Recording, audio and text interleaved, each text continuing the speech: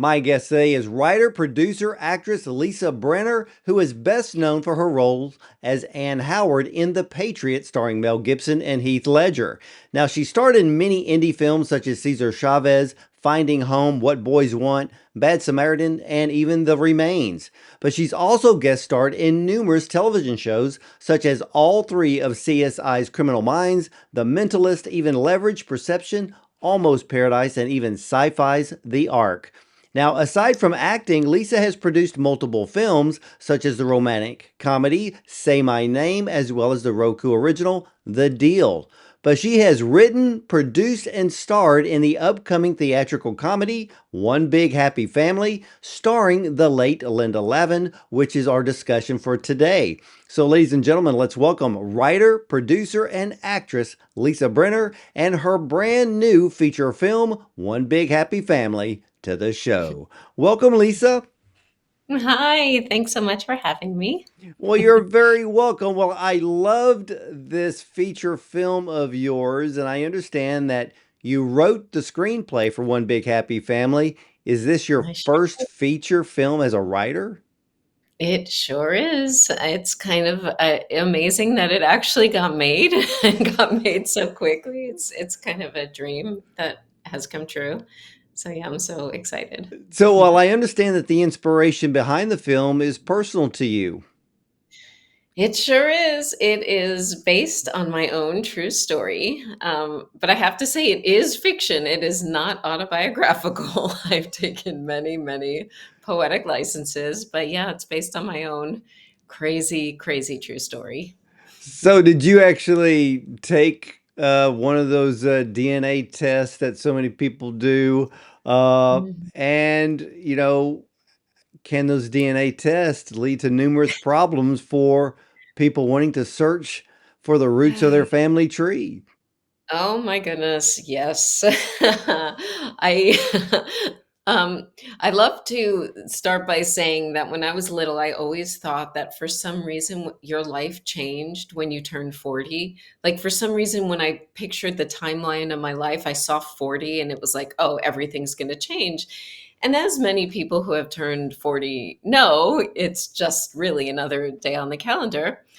However, I had taken the DNA test like about a month before I turned 40, and around that time, the results were kind of explosive, and my life completely changed when I turned 40. Well, So, I've never taken one of those DNA tests. mhm. Are they Yeah, accurate? they're completely accurate. Um, yes. So I get my results back. My husband and I, we did it completely on a lark. It was a new technology. It was, I just thought it was fun to think that if I just spit into this tube, it's going to tell me who all my ancestors are across the world. And so we just did it for complete fun. His results came back completely everything he was told about himself, and my results came back and saying about 50% of what I was told about myself. So I thought I did the test wrong. I was sure I did the test wrong because how is that possible? But then I was intrigued because it said that I had a grandfather who was exactly my age living in the same place where I came from, Long Island, New York. So I reached out to him. This is all in the movie. This part is actually true. And his results said the same thing, reached out to the company, and they said DNA doesn't lie, but people do. And that the results are 100% accurate. And that I'm either his granddaughter, which is insane because we're exactly the same age, or I'm his half sister. And that led me on this wild journey that is One Big Happy Family. Wow, yeah, because I remember the scene in the film. And Mhm. how did you get in contact with him, by the way? I mean, how did that work with the DNA test? Through the website, you can contact your DNA relatives.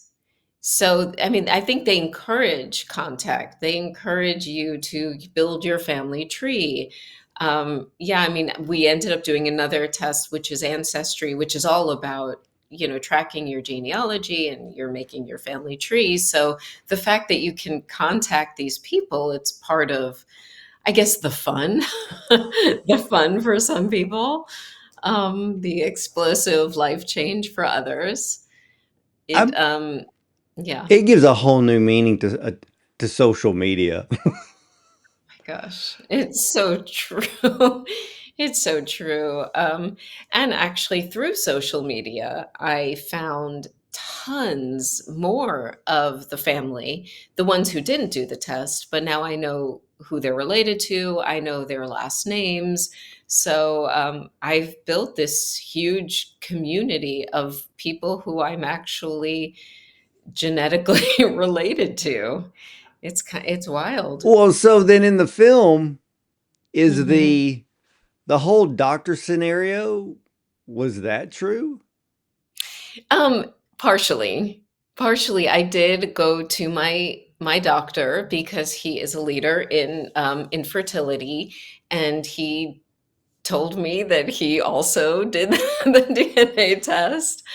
In reality, I don't know if he actually did that. The results of that was just funny to me when I made that up. But it's true. He did do the DNA test. He did know my mom's doctor. They did work together way back in the day. So that was part of the wild, crazy journey. But yeah, I want to reach out to him to see if he actually did do the test. I think after knowing what happened to me, he didn't want to do the test, which is Well, what did understandable. your family think? Oh my goodness. Well, it was pretty, it wasn't as funny as it is in the movie. Let's just say that.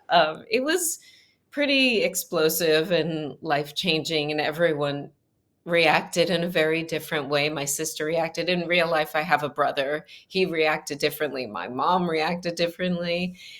It's been quite some time since this happened. So I think we all are on the same page as me, whereas I just find that it's a fun story that just kind of happens to be about me. Yeah, Yes, it was life changing, but at the same time, did it really change much? I don't know. It's interesting. and just It's think in there are other families that went through the exact same thing. Yes.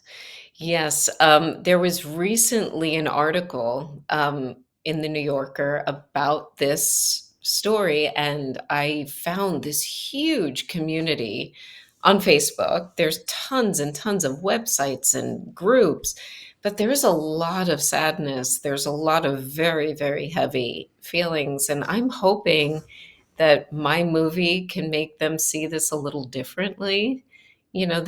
This feeling of you're not who you thought you were, and that could be a good thing, not always such a bad thing. I Well, think it's yeah, because I think, well, within the movie, um, your family in the movie is Jewish. Um, yes. are they Jewish in real life? Because I found it funny because you don't look Jewish. Exactly. So my whole life, I've been told that you don't look Jewish. I'm only now starting to wear my hair curly, but my whole life as an actor, I was started as a kid actor, did tons of commercials, and we always had to make my hair straight. It had to be straight because that was more American, not Jewish. Jewish was too ethnic looking, and my curls made me look too ethnic. I had to change my name. All of these things that I didn't understand why I didn't look like your typical stereotypical Jewish person, and I couldn't play Jewish roles. That was a very big sadness for me in my life that whenever there was a Jewish character, they would cast someone with dark hair and dark eyes, and usually someone who was Italian to play Jewish. And I found that's like, what is wrong with me? Why, why is it that I can't be who I am? And so that definitely it answered a question because genetically I'm Northern European. I don't want to say this because that's a fun little twist of the movie, what I actually am. Yeah, I it was so funny because I mean, the whole cast of characters in this film are just Mhm. fantastic. Um, but I Thank saw a you. few themes in the film because one, of course, is family, three Mhm. generations of women, then a blended family, of course, being created in the most unusual of ways. But there is a very strong female perspective in this film. Why? Because of me, because because I'm a devout feminist. I am. I always was. I went to Barnard College. Um, it's just it's who I am. I in real life, I'm so close with my mother. My mother is my role model. I have two daughters in real life. We're always, I'm all about female empowerment, and that's such a big thing in my life. So thank you for noticing that. And especially the secret end song. I don't know if you made it into the credits, but there is a secret song at the end. And if you missed it, you might want to go I back. may But have to go back. I may have to go it's back because pretty of funny. course, I watched the whole film to the very end, and I Mhm. probably get through maybe half the credits. But in some films, I'll watch the whole credit if there's something that either I hear or see, and I want to see, Yeah. okay, who did that or who wrote that part. But now you have me interested to go back to Yes. connect the song to the film. But you Mhm. know when you went through and took the DNA test, Mhm. how long was the whole ordeal of Mhm. tracking these people down, talking to them, trying to figure out what the doctor did? Uh, I guess dealing with your siblings as well as your mother in this whole thing. Yeah, well, it's funny because in the movie, I make it 2 weeks, but in reality, it was about 5 years. Yeah, yeah, um, yes. So when you do these tests, it takes about 6 to 8 weeks to get your results back, but I'm like, "Whatever, we'll just call it rapid DNA," and you just, like, overnight. I mean, but seriously, why not? Like, I'm sure the medical technology at this point can do that. Things are so, it's all about technology. So I'm sure at this point they could do that. So I'm like, for dramatic purposes, we can get the test back, in 24 hours. Well, Um, how in so the yeah. I mean, when you brought it up to your mother, how did you even start that conversation? Oh my gosh. Well, it was so crazy to me that I didn't think it was true. So it was like, you're not going to believe this. See, I talk to my mom like 2, 3 times a day. So for me to call her up and tell this, it's the same as like, I went food shopping today. I'm like, I did the stupid test. Like, it says that I'm only half Jewish and it says I have this grandfather. And she's like, what? What are you talking about? We were laughing about it. But then I'm like, "Wait a second, but there are things that are kind of sounding true, like this half-brother, and it says that I am half Jewish, so it is picking up something that's true." And so we got into it, and then wasn't so funny anymore. It was pretty shocking, and, yeah, it brought up a lot. At first, it was very, very serious, with my mom and my sister and my brother. But so much time has passed, and I have such a different perspective of it now that I'm able to write about it with humor. Because, I mean, I just think in general, life can be seen as just so crazy and bizarre. I have that just in my own personal life. I tend to be that like curb your enthusiasm, Seinfeld type mindset to begin with. So a situation like this, it could be seen like that because it is so insane. Well, was your father your father? No, no, no. And My father actually passed away in 1996, so I guess thankfully he wasn't around um, to experience what my mom had to experience when I found out the truth.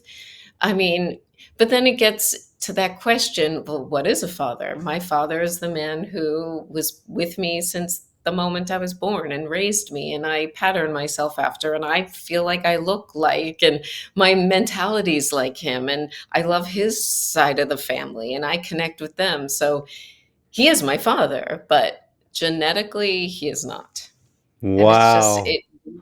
yeah, it really makes you question what the nature versus nurture, how much do genetics play a role in who you are and how you feel about yourself, and the limitations we put on ourselves of what our genetics tell us we are. It's really, it just kind of, this just blew my mind, Well, really. well, in the film, of course, the late Linda Lavin plays your mother in the film, Yes. and her character is really just kind of blowing the whole thing off. Like, Yeah. it doesn't matter. Was your Yeah. real mother that way? Yes, pretty much, pretty much.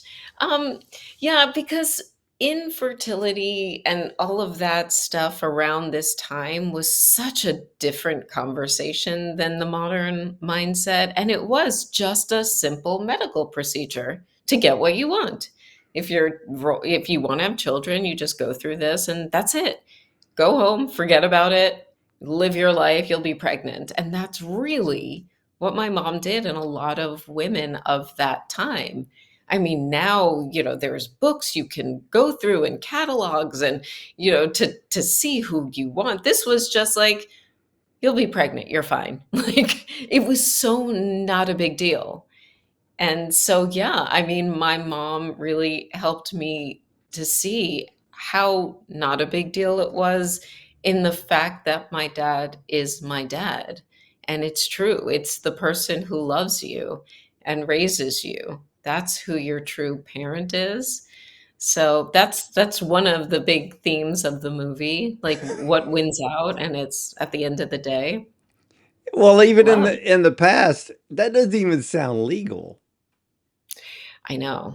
I know. compared I to the know. way it's And done today. It doesn't even seem oh gosh. legal, but I could see where it makes a great comedy.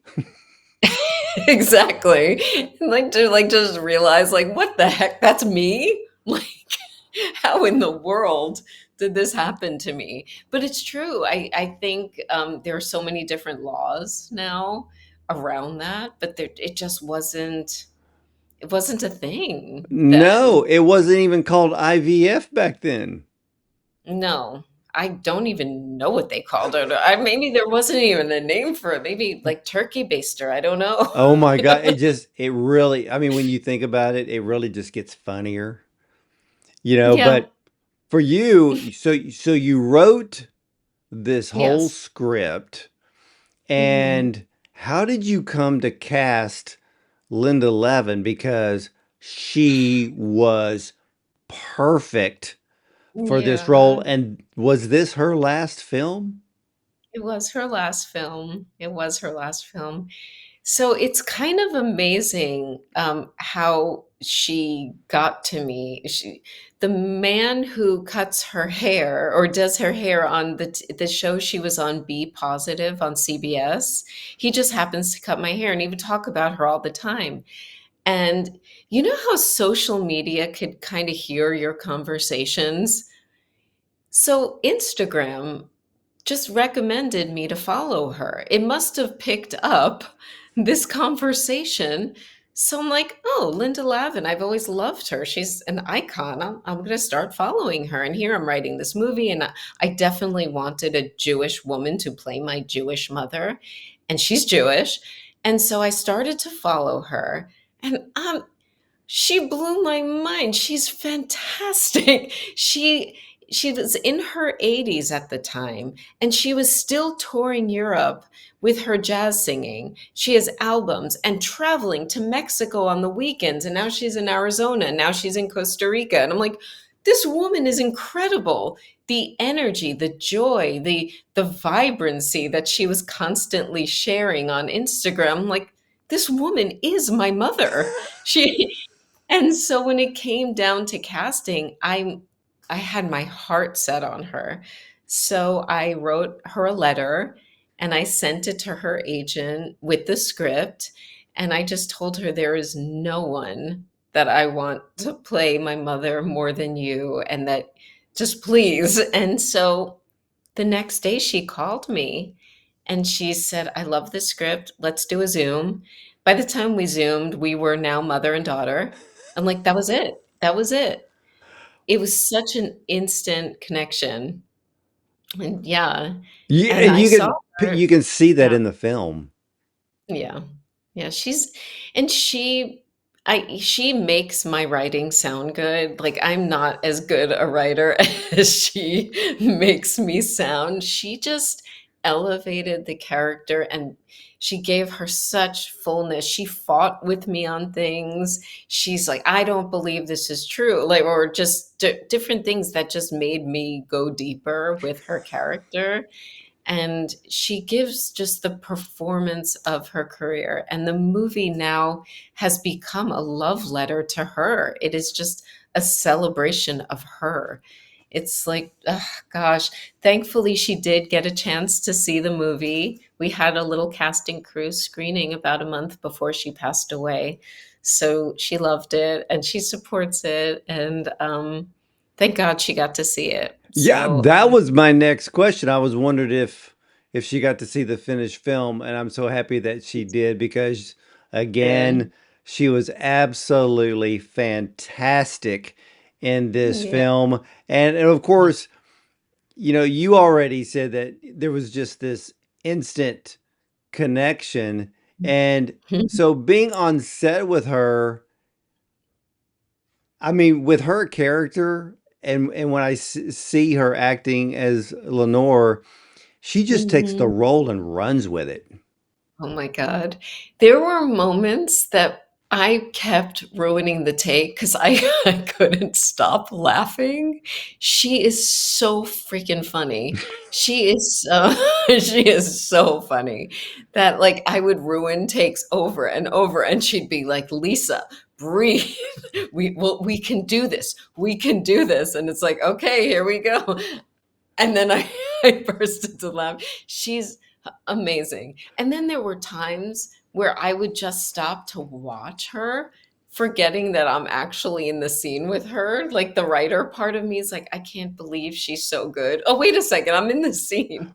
Like, oh gosh. Well, I that was was just the thing that I noticed about her in this film. mhm, It was so natural. I mean, like she was born to play this mhm, part because yeah, as you wrote it, you just kind of already knew who should play your mother in the film. And yeah, again, I can't see anybody else ever yeah. having that role in this film because she almost steals the picture, doesn't she? Oh, she steals the picture. I'm very happy.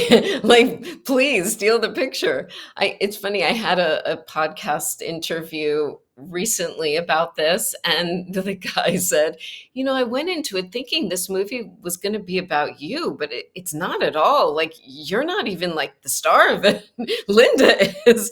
I said, yes, thank you. Thank you. She is. Well, This movie is hers. it is. I love that scene with you and Linda in the doctor's office. Oh my God. I mean, She's how much of that scene was possibly true to life? Because again, she was just blowing off the whole thing. Yeah, yeah, she's well, in reality, that's a fabricated scene. My mom actually wasn't with me when I went to see my doctor, but, yeah, just the dynamics, and the doctor, the man who played the doctor, he was just in awe of Linda to begin with, like, so we had that, like, just she's a legend, she's an icon, and the 3 of us, it was just like, well, it was hard for me to be in the scene because I'm like, okay, there's these 2 incredible actors. I just want to watch the 2 of them interact. and try not to laugh because she's so funny. Well, I also recognized actress Kat Cunning as I Yes. just interviewed a director about a film that she had the lead in. She Oh, wow. too is a natural on screen. Uh, Amazing. so did you base her part on anyone in particular? Well, she's loosely based on my actual sister, but my actual sister, there's a lot of things about the character that my sister is not. But I was so lucky to get Kat. I mean, when she did a self-tape and she cracked me up in the self-tape and I'm like, "Oh my God, she is this character. She is this character."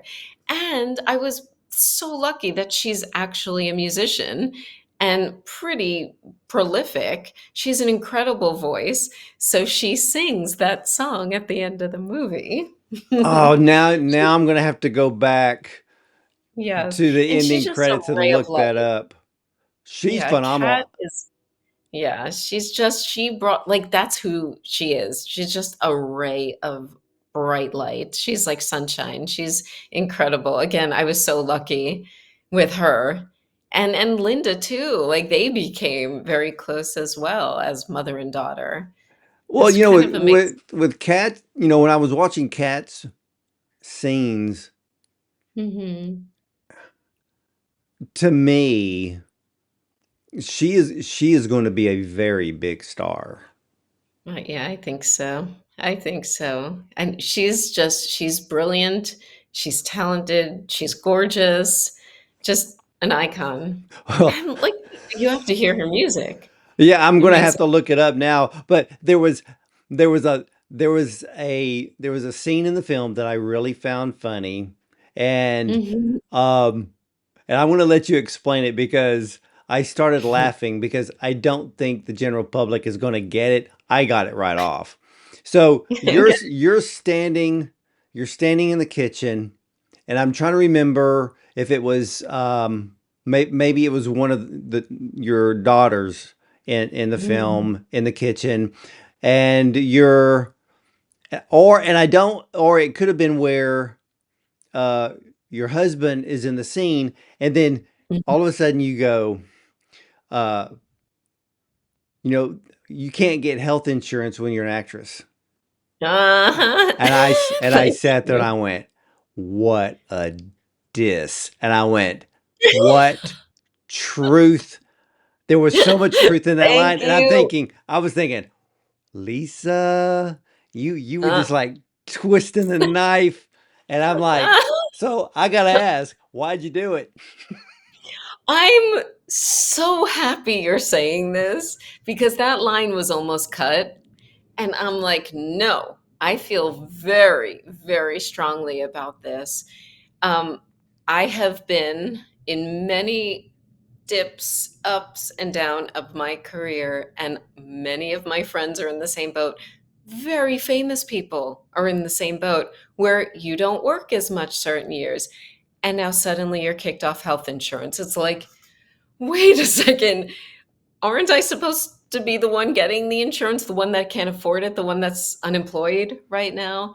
But that's how the union works. And I just like, it's been one of those topics that I wish things could change. So that's my own very, I'm so glad you got it. Thank you. I found it I found it so funny because it's an inside film industry joke, and I Yeah. love those. And because a lot of people don't realize that there are over 160,000 actors. Only from what I understand, you can only classify 1 to 2% as full-time, Mhm. and probably they are the only ones who actually get the insurance. Yeah, and they're the ones who can afford to go to private doctors and not need the insurance.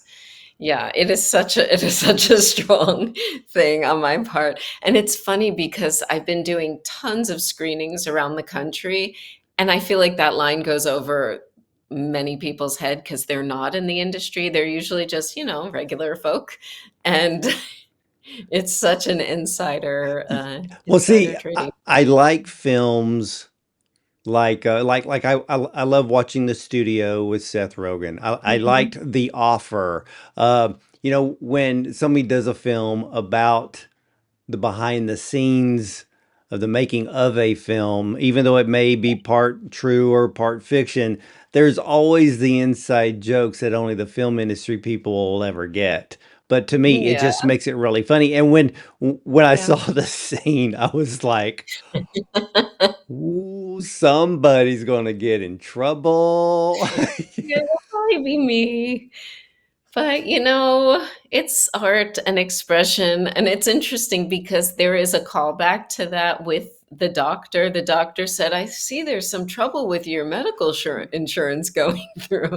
Again, that goes over many people's heads, but thank you. You got it. Well, now, so I know before the strike, but then Mhm. after the strike, was the stipulation still in there that you had to earn what, $26,000 through the year to even be eligible for insurance? Well, I don't know if anything's changed before or after the strike. We did this movie before the strike, so it's possible things have changed since then. I doubt it because Yeah, I I've never don't, yeah, I haven't doubt heard it. But I have to anything. say, I loved the scene and the remark. I got it. And I'm glad you left it in there so Thank you. people will get that. Now, how did you um, how did you get connected with director Matt Son for the film? So he is a very prolific television director, and I was hoping to find someone who knew television, the speed of how quick you have to shoot. Because, by the way, this was a micro budget movie. This is a teeny, teeny budget movie. So we only did it, I think, 21 days. I'm pretty sure it was only 21 days. Very fast for a feature film. So I reached out to a friend of mine who's a television writer. She does a lot of shows here in LA. And one of her favorite directors is Matt Sohn. And she said, Lisa, knowing you and your personality, knowing him and his personality, the two of you are just going to love each other. And I sent him the script, and he called me 2 hours later. Please, I need to do this movie. And then he texted me pictures of him at his bar mitzvah because he's Jewish. And so it was just such a marriage made in heaven because he's so efficient. He was so prepared with every camera angle, every lens, every piece of equipment before we started, so that as soon as we started, day one, first scene, we were done. Like we were in. He was just incredible and the most kind, gentle soul you could ever meet. So the two of us, we just got off great. So when I Yeah. when I looked at the cinematography of the film, Mhm. and it's really perfect for this kind of story, did you did you have any other films in mind in which you wanted to have that look? That's such a good question. The director and I, we kept going back to This is 40. There was something that's very bright about that. Even like the kitchen that they used in that movie, we felt like it needed a similar family vibe. So it was that. And also in Utah, where we shot, by the way, I don't know if you know that, they do tons of Hallmark movies. So there is something very kind of feel good and light about that Hallmark look. Just we wanted it to be very bright, very light, very sunny, the look of it, but we're also dealing with pretty serious, heavy stuff. But we didn't want the movie to look like that. We wanted it to look family friendly, light, and comedic, very bright colors. So yeah, it was See, all this that. this has been one of my hidden arguments for the past few Mhm. years because now we have, I look at it as three categories.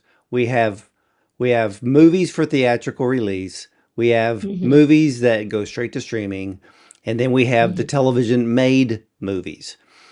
Yeah. And when feature films are sent to me, I'm looking at them and the first thought in my mind is, even without even knowing, if it's going to be a theatrical or streaming, whatever, I'm looking at them going, that's a streaming movie. Or Mhm. why didn't they just put that on television? And then Mhm. and then you get the ones that are going to streaming, those that are Mhm. going to be television movies, but then they want to go theatrical release and I'm like, why? Because they don't have the punch. They don't have the look or the vibe. When I see this film, One Big Happy Family, Mhm. I'm like, I can see this at the theater because you were able to have the right look, the right feel that makes it better than streaming and definitely above the level of a TV movie. Because when I looked at it, I'm like, My Big Fat Greek Wedding. Mhm. Because Yeah. you have the serious tones in there, but you're Mhm. really laughing through most of the film. And that's when I looked at yours, I went, yeah, this is theatrical. So Mhm. your film is about to make a theatrical release. So when does it hit theaters? It hits theaters October 3rd, and they'll be in AMC theaters nationwide. So I'm so excited. That's a very big deal. It is. It is a big deal. And yeah, I'm just going through it, taking it day by day. It's funny because I know that you see this, and I know that even the big studios are doing this, and it leaves me scratching my head. And Mhm. where you could get these A-list or super A-list actors, and all of a sudden the announcement is going to be in theaters one day only, and I'm like, Yeah. why? Why one day? And now, Yeah. and yours will be in the theater for, I mean, since you got all of AMC, you're going to definitely Mhm. go more than just one day. I hope so. I hope so. It depends. I mean, definitely more than one day, but each week we have to see if it's doing well, we get more. So it's kind of a moment to moment thing. But I know a lot of features that do that one day only to so that they're what's that word, that they can be in the academy, that the Yeah, they have to appear in one of the six exactly. markets uh, to be at that time Oscar qualified. So yeah, Qualified. That's what, yeah. yeah. So, my movie's not an Oscar movie, Well, but here's the thing. So, and I've had and see, I love independent films, you and this too. is an independent film. It I, is. you made the smartest move in the world by having a theatrical release, and Hmm. and and I have so many filmmakers that watch this platform, and ladies and gentlemen, if you are an up and coming filmmaker, if you done two shorts, six shorts, I don't care, and then you have this dream of doing a feature film, take Mhm. the advice and make sure that when you are going to do a feature, that some way, somehow, you get a theatrical release. Not Yeah. necessarily being in a, um, you didn't have to be in an Oscar qualifying city, but at least go Mhm. for a 3-day theatrical release, because what a lot of these filmmakers don't understand, Lisa, is that if you get the theatrical release, you actually have a little bit more clout when you go in for your Absolutely. next film. Absolutely. Streaming doesn't do that for you. Yeah. And it's interesting also with the theatrical release. So as I was watching it, little teeny screenings with friends just to get little notes, I thought this was a streaming movie. I could see like my mom watching it on her, computer or whatever. But then we had our cast and crew screening in a huge theater in LA. That's the And there was laughter from beginning to end that we didn't get before by just watching on a little thing. And what I realized is that like a movie like mine, it's a feeling of a group. It's that as soon as you hear one person laugh, now the next person laughs, now the whole theater, you're in this together. It's a thing that only comedies can do, that you have like this group, like experience that you can't get by just watching it in your on your little computer by yourself.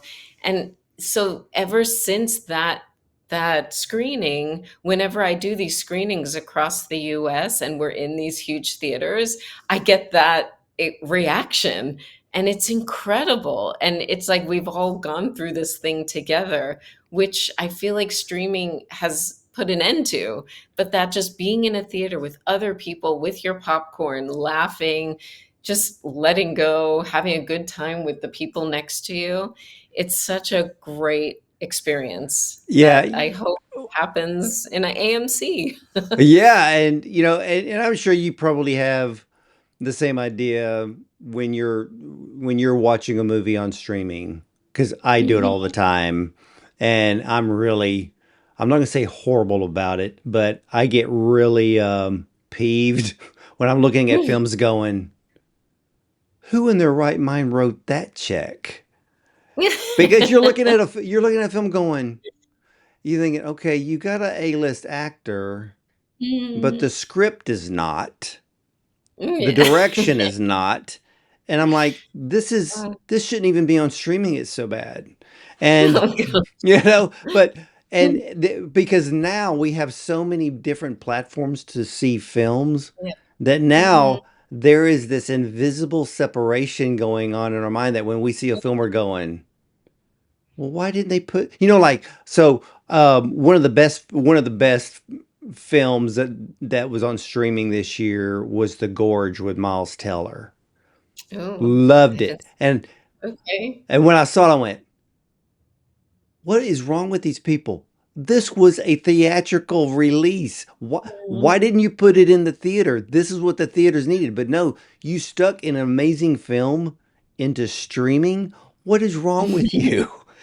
So we now, Business. you're a filmmaker. I talk to filmmakers all over the world, but you now know that there's this invisible separation going on with films and different Mhm. platforms, and you're thinking Yeah. that shouldn't be there. I know, I know. And also, I have to say, and I'm so guilty of it, when I'm watching something at home, I'm on my phone, I'm checking text.